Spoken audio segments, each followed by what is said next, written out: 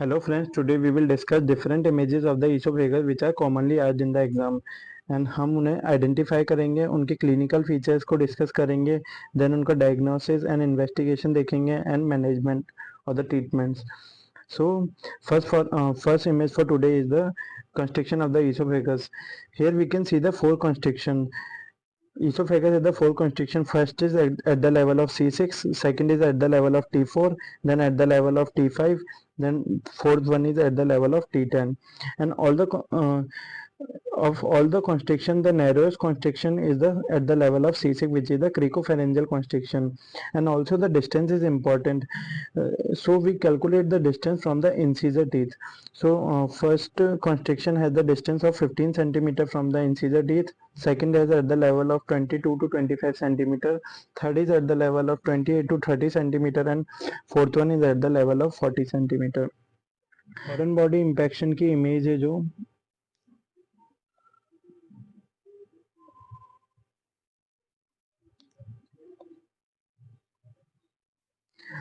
इस foreign body impaction की image में this is important that we can differentiate between the button battery and the coin.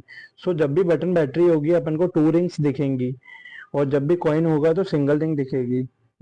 ये इसलिए important होता है इन दोनों को डिफरेंशिएट करना बिकॉज इन दोनों के ट्रीटमेंट अलग हैं. जब भी बटन बैटरी होता है तो उसका हमेशा एंडोस्कोपिक रिमूवल किया जाता है.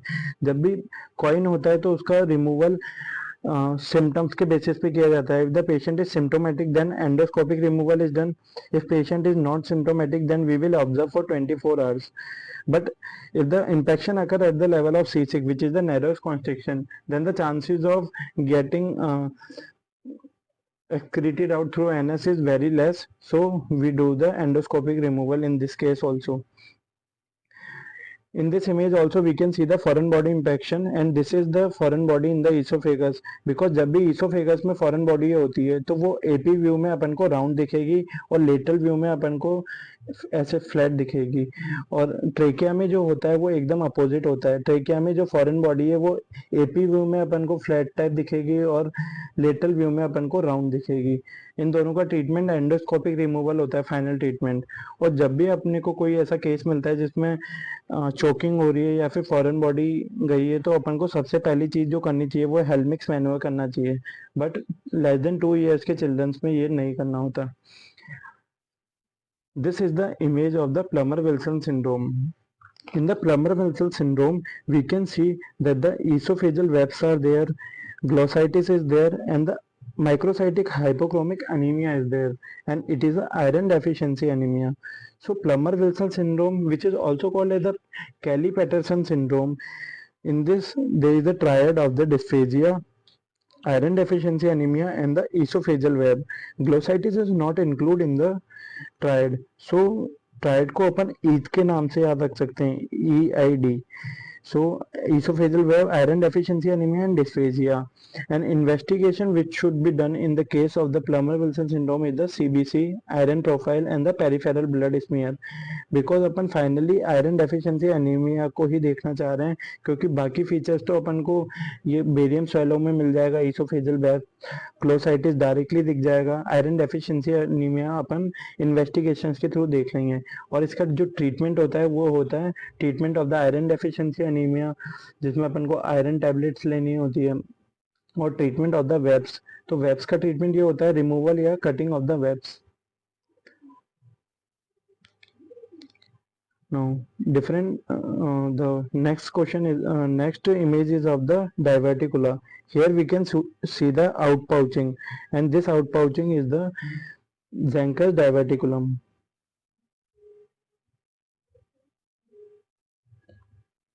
सो ज़ेंकर डायवर्टिकुलम की जो लोकेशन होती है वो क्लियंस ट्रायंगल होती है, जो कि क्रिकोफेरेंजियस एंड थायरोफेरेंजियस के बीच में होती है.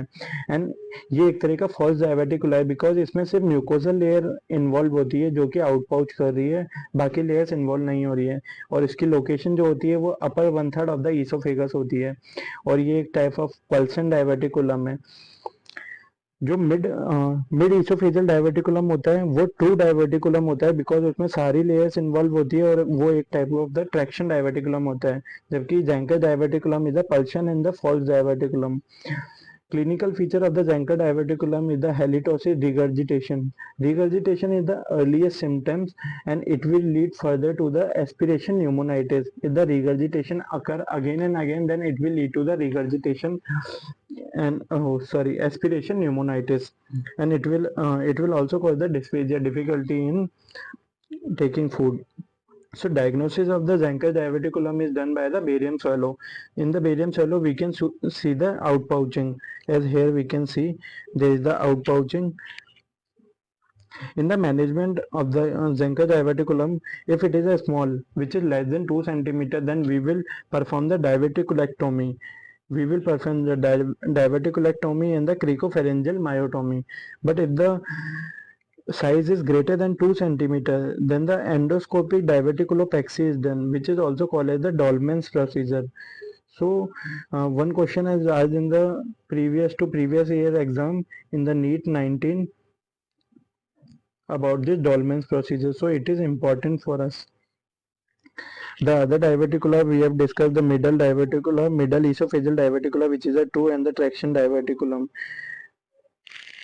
Now this is the image of the tracheoesophageal fistula.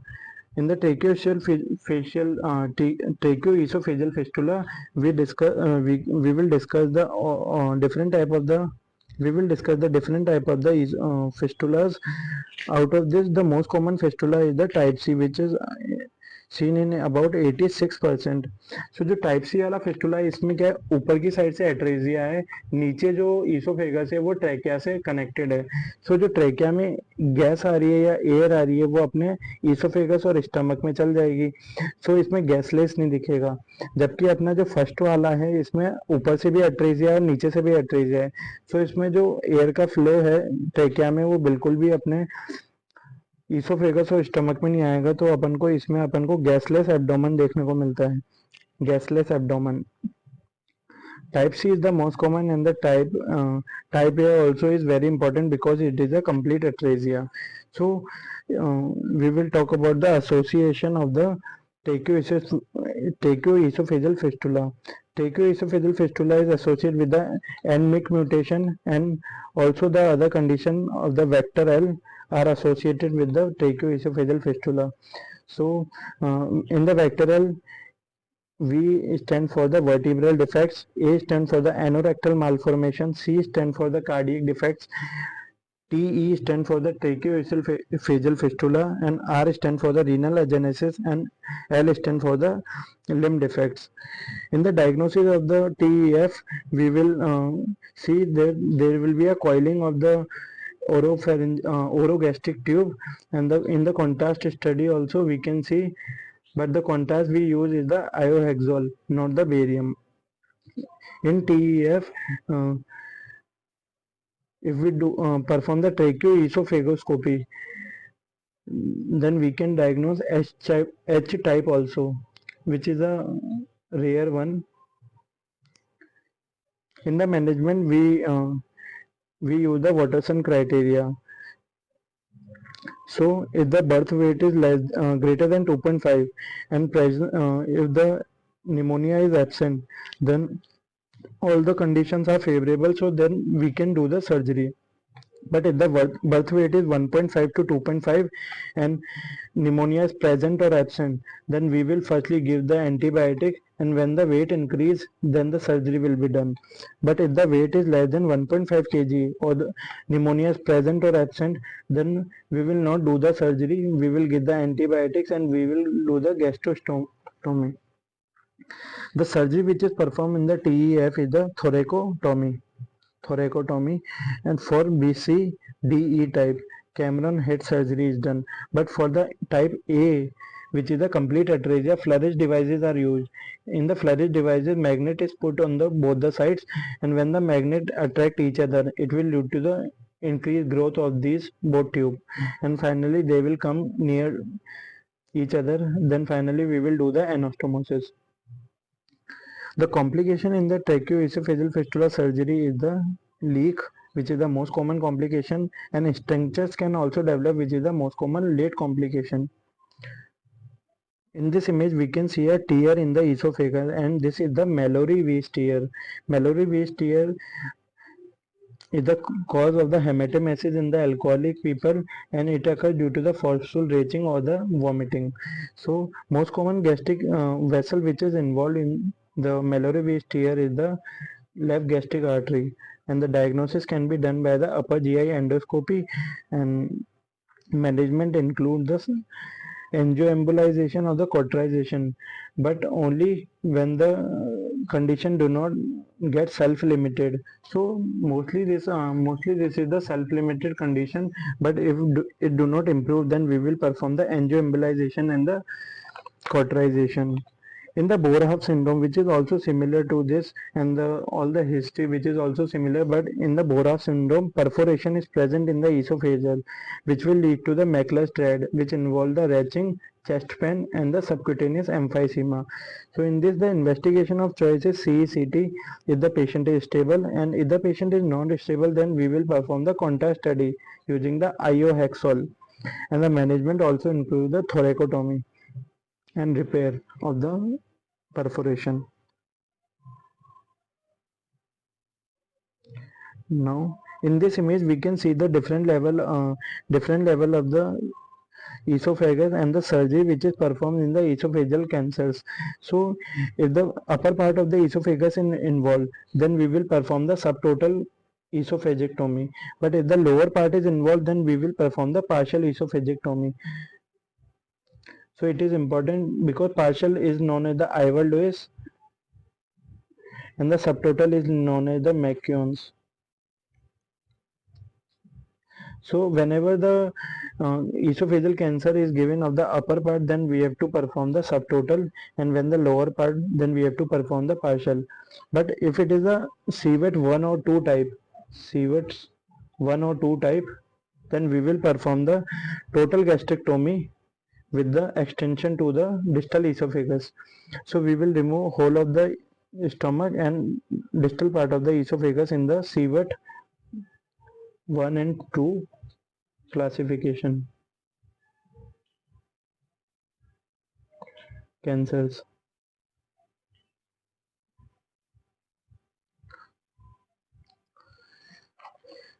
So this is the next image. In this we can see the corkscrew appearance. So ये अपन को डिफ्यूज इसोफेजियल स्पाज्म में देखने को मिलता है, जो कि एक इडियोपैथिक कंडीशन है, मोस्ट कॉमनली इडियोपैथिक है. और इंटरमिटेंट चेस्ट पेन, इसमें अपन को जो patient present with the intermittent chest pain, dysphagia, and investigation of choice for the DES is esophageal manometry, and in the high resolution manometry the DCI will be greater than 450, and in the esophageal manometry greater than 120 mmHg for the 3 seconds, and also intermittent chest pain and intermittent spasm will be there. The treatment of choice is myotomy, which is the final treatment of the surgery, but we can give the medical management also using the nitrates and the calcium channel blocker. The next image, this here we can see the constriction in the esophagus and the lower part, and this is known as the bird beak appearance.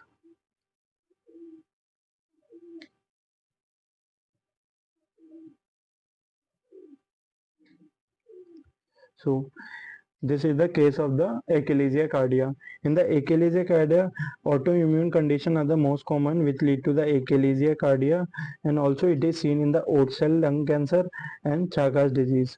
The pathophysiology which is behind the achalasia cardia is the absence of peristalsis and increase in the tone of the lower esophageal sphincter, which is greater than the 25 mmHg. Normally it is less than 20 mmHg. When it increase greater than 25 mmHg, then it will lead to the narrowing of the lower esophageal sphincter. So we can see the dysphagia, which is the common symptoms, and it occurs for the liquid first and then for the solids. And we can also see the regurgitation of the food, halitosis, and diagnosis is done by using the esophageal manometry and the barium swallow. Also we can see the bird beak appearance. So the investigation of choice is the esophageal manometry. In the treatment we do the Heller's myotomy plus partial fundoplication. So we will cut the muscle over here, which is called as the Heller's myotomy, and also we can give the botulinum toxin to prevent the recurrence. The next image is, we can see there is a narrowing in the esophagus in the lower part, and this type of narrowing is called as the rat tail appearance.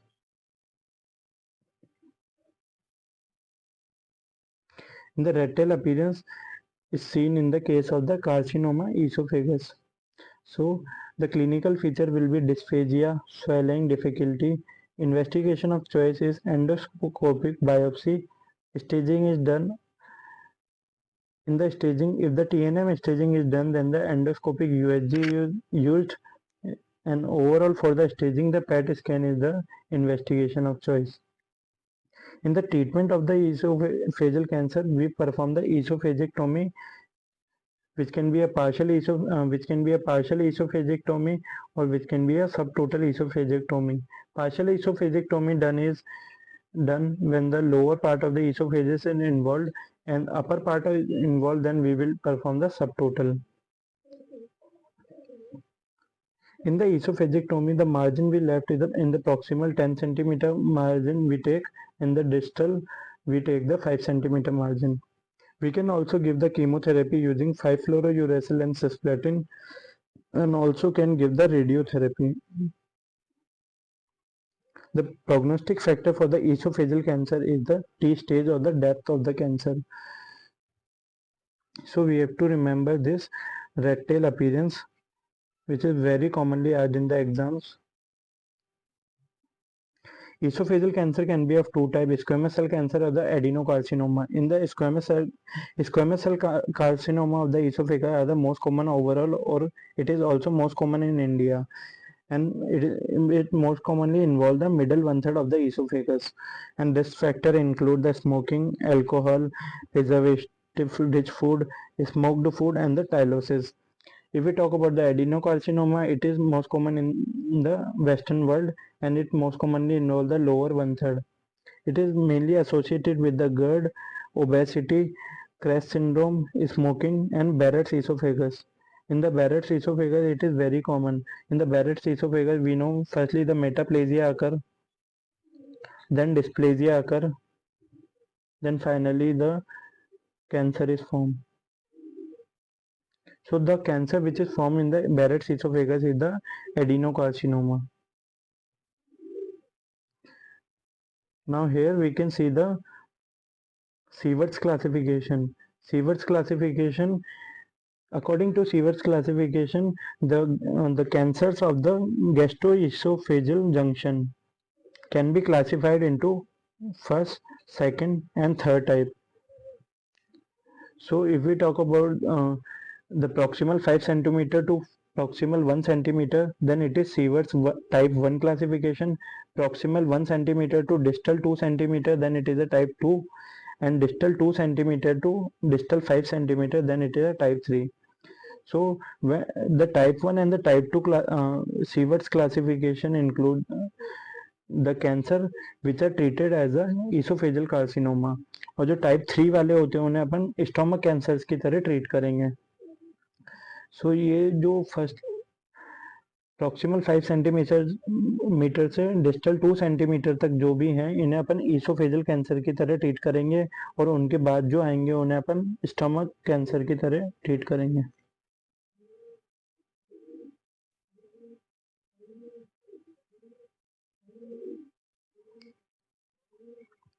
So the next image is of the ulcers. So we know that the peptic ulcer are of the two types, duodenal ulcer or the gastric ulcer. The most common location for the gastric ulcer is the lesser curvature, and it is a type 1 type of the gastric ulcer. And most common location for the duodenal ulcer is the D1, duodenal cap. So if we talk about the peptic ulcer, then it can be a duodenal ulcer or the gastric ulcer. Most common location is D1. In this, most common location is the lesser curvature incisura. The duodenal ulcer most commonly bleeds and the gastric ulcer most commonly perforates. So perforation, whenever we see any perforation or there is a hollow viscous perforation, then we will firstly think about the gastric ulcer before the duodenal ulcer. Duodenal ulcer occur maximum due to the increase in the acid, but in the gastric ulcer only type 2 and the type 3 occur due to the increase in the gastric acid. The most commonly involved artery in the duodenal ulcer is the gastroduodenal artery. Or if we talk overall about the peptic ulcer, then the most commonly artery to bleed is the gastroduodenal artery. But if we talk about the gastric ulcer, then the most commonly artery involved is the left gastric artery. Diagnosis: if the bleeding is present, then 2 attempts of the endoscopic management is done, and when the endoscopic management is failed, then the surgery is performed. If we see the gas under diaphragm in the case of the perforation in the X-ray, then we have to give the IV fluid and perform the immediate laparotomy because it is a surgical emergency. The gas under diaphragm represent the peptic ulcer perforation, so we have to perform the laparotomy.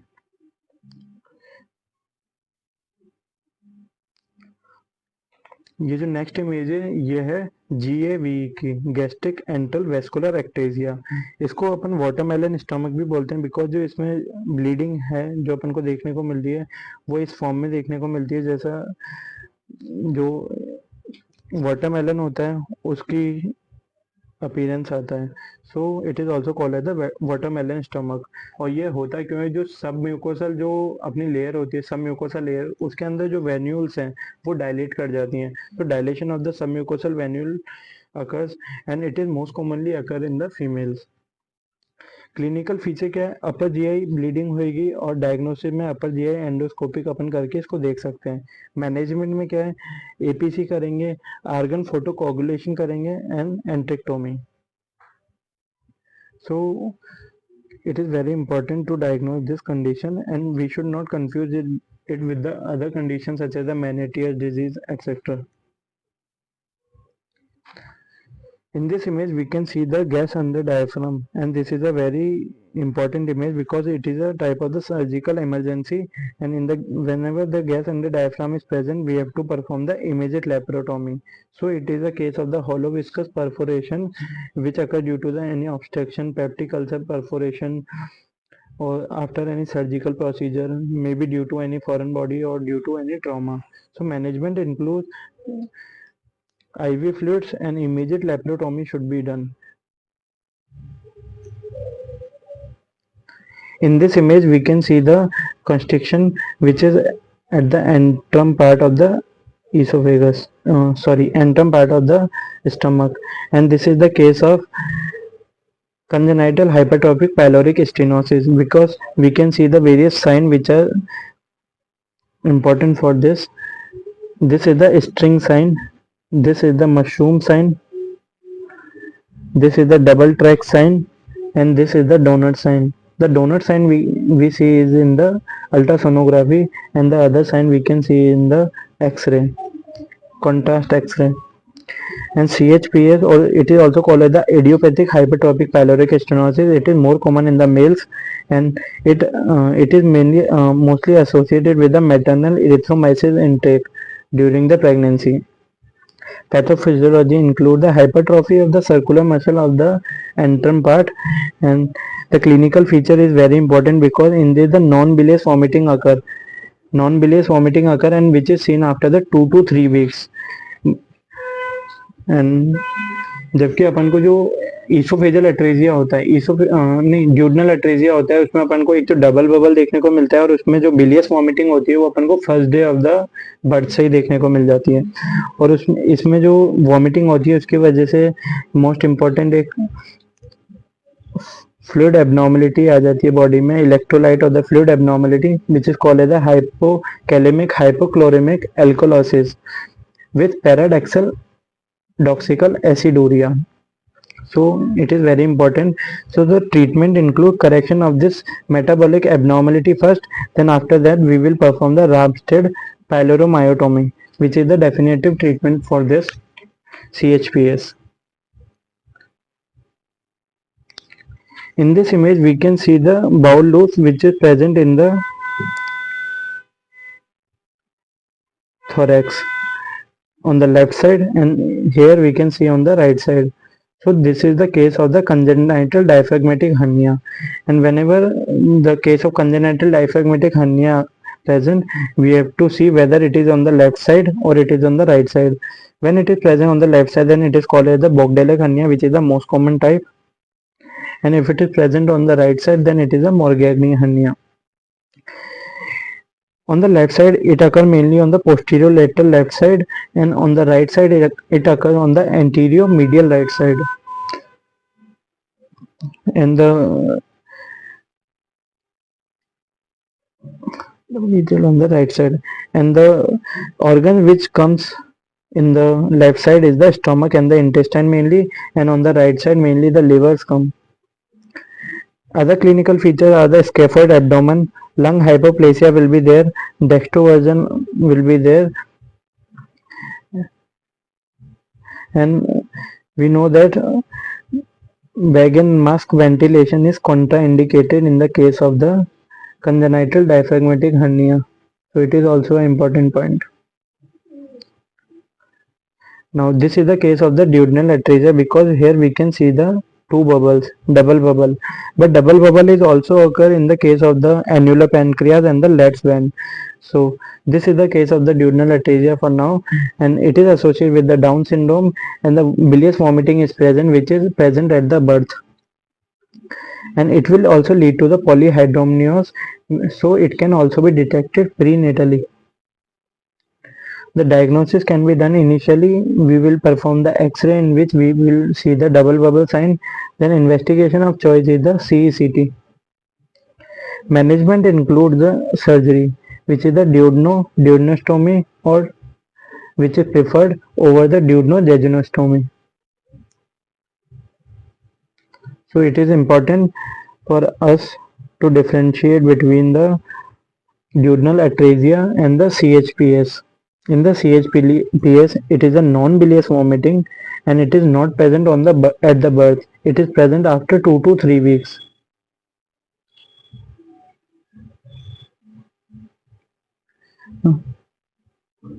This is the case of the intussusception, because here we can see the claw sign, and also we can see the donut sign in the ultrasonography. So donut sign in the ultrasonography and the claw sign in the barium studies, we can say that it is a case of the intussusception. The clinical feature of the intussusception is the pain. It is a painful condition, and also vomiting, distension will be present. Investigation for the child will be ultrasonography, and in adult it will be CECT. Initially we have to perform the X-ray abdomen using the barium studies. So management include the contrast edema, which is both diagnostic and therapeutic enema, and surgery we perform the resection and anastomosis.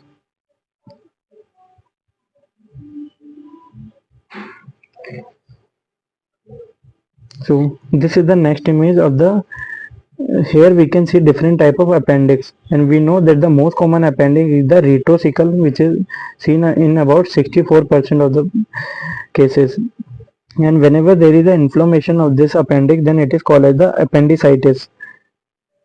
So appendicitis is a painful condition, and the most common cause of the appendicitis is the obstruction which occurs due to the ficholith, calcium phosphate.